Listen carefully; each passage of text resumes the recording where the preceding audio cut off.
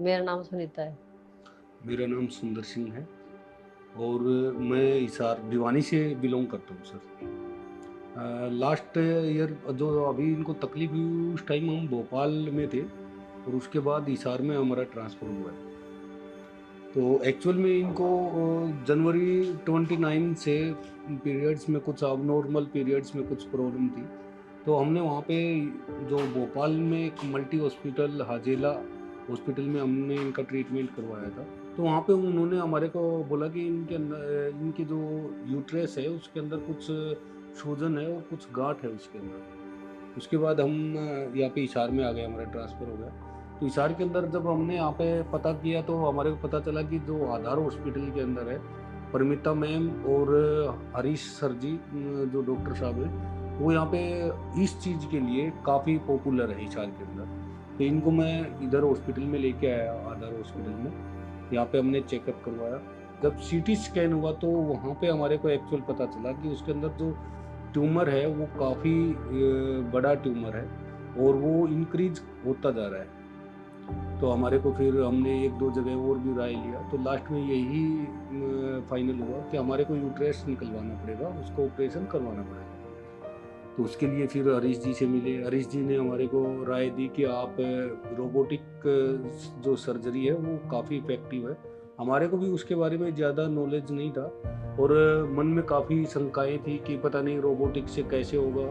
तो हमने काफ़ी डरते डरते हरीश जी के राय में हमने उनसे ये कहा कि ठीक है आप जो कर रहे हो बहुत अच्छा कर रहे हो। जब हमका ट्रीटमेंट हुआ उसके बाद हमारे को रिलीफ हुआ कि ये ऑपरेशन द बेस्ट है हमारे लिए। मैंने जितने भी देखे चाहे वो पेरेंट्स के हों, किसी रिलेटिव के हों या किसी भी फ्रेंड सर्कल में हमने ऑपरेशन देखे, इससे बढ़िया ऑपरेशन हमने नहीं देखा रोबोटिक में। बहुत कम स्टिचिंग थे, बहुत कम पेन था, जो रिकवरी है वो इतनी फास्ट है।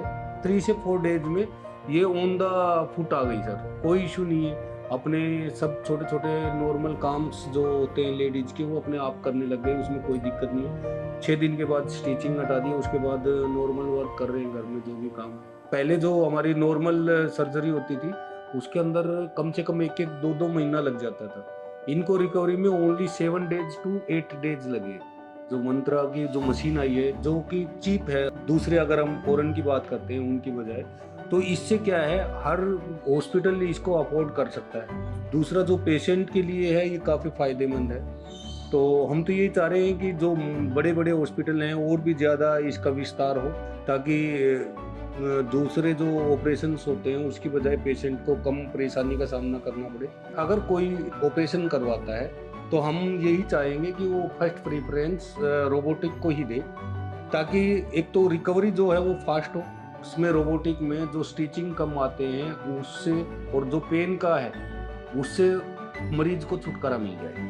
तो जब से ये मंत्रा की जो मशीनें आई हैं, रोबोटिक जो मशीन्स आई हैं, इसी का विस्तार हो रहा है इंडिया के अंदर और काफ़ी सक्सेस भी है अभी तक। अगर मैं इन्हीं की बात करूं, अगर ये नॉर्मल सर्जरी होती तो ये 6 महीने में रिकवर करती है, ठीक है। और उस 6 महीने की अगर हम कॉस्टिंग निकालें और अभी ये सिर्फ 1 महीने में रिकवर कर रही है, तो हमारे 5 महीने की जो सेविंग है टाइम पीरियड की, वो टाइम पीरियड को अगर हम बात करें तो ये जो एक्सपेंसिव है कुछ भी नहीं है।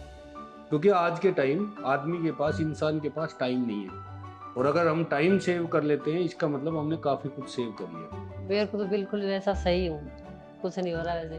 पहले भी घबराहट नहीं हुई थी, अभी काम करती हूँ पूरा घर का।